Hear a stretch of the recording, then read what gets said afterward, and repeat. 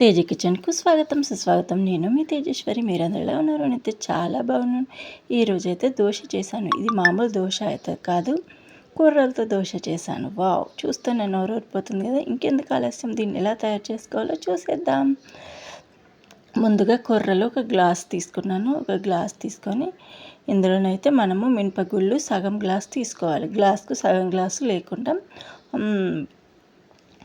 ఒక పావు గ్లాస్ కూడా తీసుకోవచ్చు. తీసుకొని మంచిగా వీటినన్నిటిని కలుపుకోవాలి. కొర్రలు అంటే ఇలా ఉంటాయి, చిన్న గోధుమ రవ్వ సైజు లాగా ఉంటాయి. మినపగుళ్ళు తీసుకున్నాను. తీసుకొని ఇందులోనైతే మనము మెంతులు ఒక 1/2 టీ స్పూన్ మెంతులు వేసుకొని కలుపుకోవాలి. మెంతులు వేయడం వల్ల మనకు దోశలు అనేవి మంచిగా వస్తాయి. అందుకోసమని మనము మెంతులు అనేవి వేసుకోవాలి. వేసుకొని మంచిగా కలుపుకుందాము. మంచిగా కలుపుకున్న తర్వాత ఇందులోనైతే వీటిని 2 సార్లు 3 సార్లు కడుక్కొని మంచిగా ఇందులో వాటర్ అయితే పోసుకోవాలి. వాటర్ పోసుకొని 8 గంటల పాటు నానబెట్టుకోవాలి. అప్పుడైతేనే మనకు దోశలు అనేవి పర్ఫెక్ట్గా వస్తాయి. ఈ చిరుధాన్యాల్లో ఈ కొర్రలు అనేవి ఒకటి మనకు ఆరోగ్యానికి చాలా మంచి. కూరలు తినడం వల్ల ఫైబర్ ఎక్కువగా ఉంటుంది, బరువు కూడా తగ్గుతాము. మరి ఇంత మంచి ఫుడ్ను మనం ఎందుకు వదులుకోవాలి? అందుకోసమని కొర్రలు తెచ్చుకొని దోశలు చేసుకోండి. ఈ విధంగా 8 గంటలు నానిన తర్వాత ఈ విధంగానైతే అవుతాయి ఇవి. వీటినైతే మంచిగా మిక్సీ పట్టుకుందాము. మిక్సీ పట్టుకుందాము అన్నామో లేదో, నా మిక్సీ జార్ అయితే పాడైపోయింది. అందుకని చిన్న మిక్సీ జార్లో చేస్తున్నాను. నేను చూడకుండా ఇందులో వేసాను, కానీ ఆ మిక్సీ మాత్రం పనిచేయట్లేదు. అంటే మిక్సీ జార్ పనిచేయట్లేదు. నేనైతే చిన్న జార్లో చేసుకున్నాను. మీరు ఇలాంటి జార్ ఉంటే దాంట్లో మిక్సీ పట్టుకోవచ్చు. మంచిగా మెత్తగా మిక్సీ పట్టుకోవాలి. దోశల పిండి ఎలా పట్టుకుంటామో ఆ విధంగా ఈ కొర్రలను అండ్ మినపగుళ్ళను మిక్సీ పట్టుకోవాలి. వావ్! చూస్తున్నారు కదా, ఈ విధంగా మిక్సీ పట్టుకుందాము. ఈ విధంగా తయారవుతుంది. మంచిగా కలుపుకుందాము. దీన్ని ఒక సైడ్ కాకుండా ఇలా రౌండ్గా కలుపుకుందాము. మంచిగా పొంగుతుంది కదా, అందుకోసమని ఈ విధంగా కలుపుకుందాం.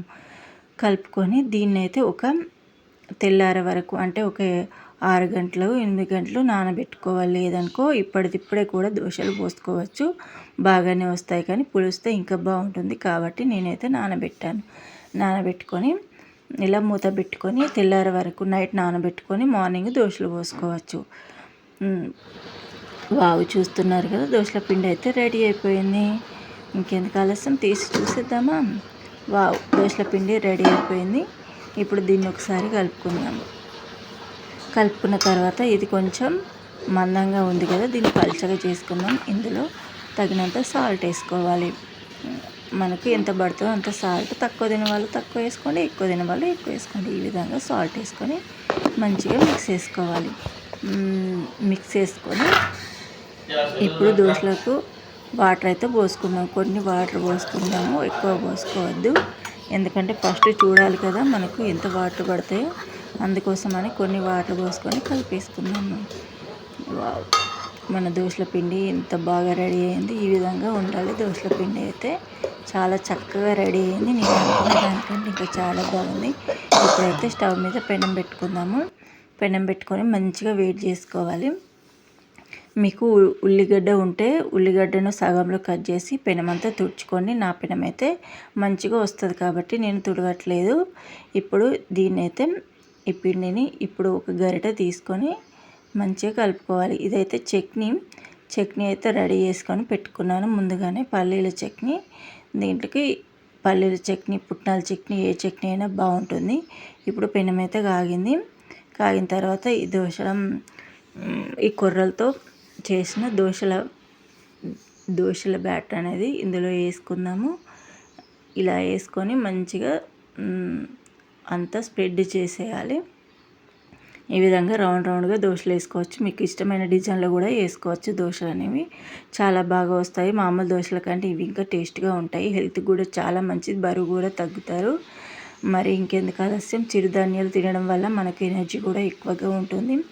ఇలాంటి మంచి ఫుడ్ను వదులుకోవద్దు. కొంచెం పైనుండి నూనె అయితే వేసుకొని మంచిగా ఒక సైడు కాలిన తర్వాత ఇంకో సైడ్ అయితే తిప్పుకోవాలి. క్రిస్పీగా రావాలంటే ఏం చేయాలంటే తక్కువ మంట మీద పెట్టి చాలాసేపు కుక్ చేయాలి దోశను. అప్పుడు అలా చేయడం వల్ల మనకు దోశ అనేది చాలా బాగా క్రిస్పీగా వస్తుంది. మెత్తగా కావాలనుకున్నట్టు ఎక్కువ మంట మీద పెట్టుకొని వెయిట్ చేసుకోవాలి. చూస్తున్నారు కదా, వావ్ ఎంత బాగా మన దోశ అనేది కాలుతుందో. ఇప్పుడు ఒక సైడ్ కాలిన తర్వాత ఇంకో సైడ్ అయితే తిప్పుకుందాం. వావ్ చూసారా, బ్రౌన్గా చాలా కలర్ఫుల్గా మన దోశ అయితే రెడీ అయిపోయింది. ఇంకో సైడ్ అయితే తిప్పుకున్నాం కదా, ఈ విధంగానే అన్ని దోశలు అనేవి వేసుకోవాలి. ఒక సైడు కాలిన తర్వాత ఇంకో సైడు తిప్పుకొని మంచిగా కాల్చుకోవాలి. మన దోశలు రెడీ అయిపోయినట్టే. ఇంకెందుకు ఆలస్యం, ఒక ప్లేట్లో పెట్టేసుకుందామా. వావ్, ఒక ప్లేట్లోనైతే పెట్టేసుకున్నాను. ఈ విధంగానే అన్ని దోశలు చేసుకొని చాలా బాగా వస్తాయి. చట్నీ వేసుకొని సర్వ్ చేసుకుంటే మన దోశ అనేది రెడీ అయిపోయింది. ఇంత బాగా చట్నీతోని దోశ ఎంత బాగుంటుందో కదా, చూస్తూనే నోరూరిపోతుంది.